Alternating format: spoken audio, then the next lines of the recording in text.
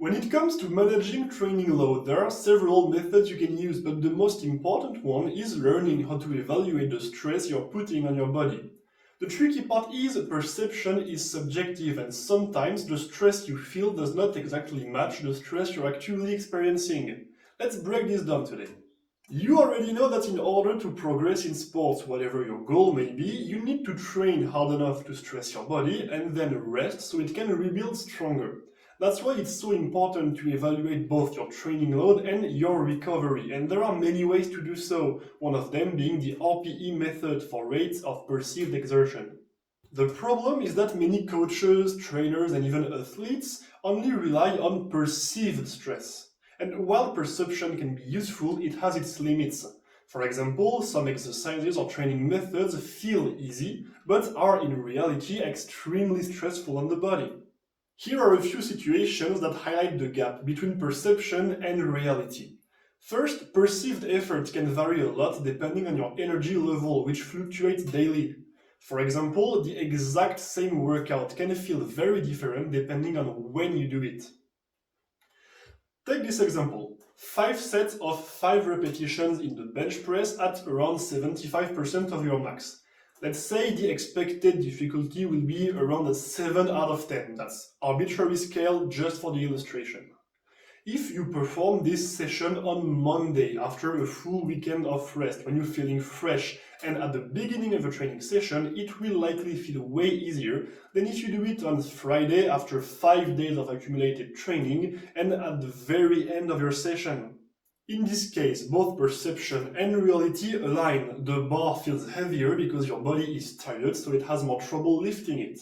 But perception can also be misleading. Let's say you have bench press in week 1 and you just feel amazing. It's a great day, so the bar feels light. It feels light. On week 2, you're back to a more normal state and the bar is the exact same, but it will feel way tougher. In reality, the stress on your body was the exact same, but your perception told you otherwise. But it can also work in reverse. If in week 1 you're very stressed and just worried about some personal stuff, the workout will feel harder than in week 2, even though the training load, the physical load, was the exact same. In that case, it's psychological stress that made the bar feel heavier, and mental fatigue can impact the performance just as much as physical fatigue. So it would mean that the bar in week 1 was actually harder to lift. And that's how, with just some basic situations you can encounter while training, you can totally mess up your training load perception in so many ways.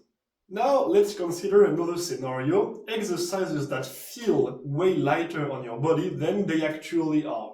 And for this, I will use the examples of running and plyometrics. Let's say one morning you miss your bus to work or to school, so you decide to run to get there. It's only about 3 minutes away at a fast running pace, so while it's a manageable effort, you will still be a bit out of breath and maybe even shaking a little bit when getting there. You might rate this effort a 7, 8, or even 9 out of 10 if you're not used to running, but in reality, 3 minutes at a sub-maximal running pace is an effort that most people can easily repeat every day with no problems. Now compare that to jumping drills. Suppose you want to increase your vertical jump, so you spend 5 minutes a day jumping from high boxes to rebound and doing max height single leg jump. This workout will put a huge stress on your internal structures, especially if you're not used to this kind of effort and training. In this situation, you will put way more stress on your body than during the 3 minutes of running I talked about earlier. But afterward, you won't be out of breath, your muscles won't be burning, and you won't even feel exhausted. Subjectively, you might rate this effort a 4 or 5 out of 10.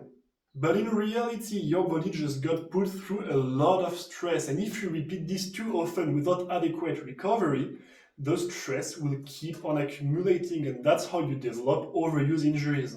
The takeaway is simple: don't rely solely on how an exercise feels. Some movements are deceptively easy and yet extremely stressful for the body. If you only trust your perception, you risk training them too much without proper recovery, piling up hidden fatigue, and that's how you set yourself up for long-term problems. To conclude, there is no need to overcomplicate every aspect of training, especially if you're not a professional athlete. But these are basic situations that can easily be avoided if you just pay attention. So whether you're programming for yourself or for other people, it's your job to pay attention to these kind of situations and avoid them to reduce the risks. In short, don't obsess over everything, just stay aware. I hope this video was helpful. If you have any questions, suggestions, or anything else, feel free to drop a comment down below, and if you want to contact me straight through my social media, the links are in the description. I'll see you next Sunday, and until then, train hard, stay consistent, and never forget, make yourself proud.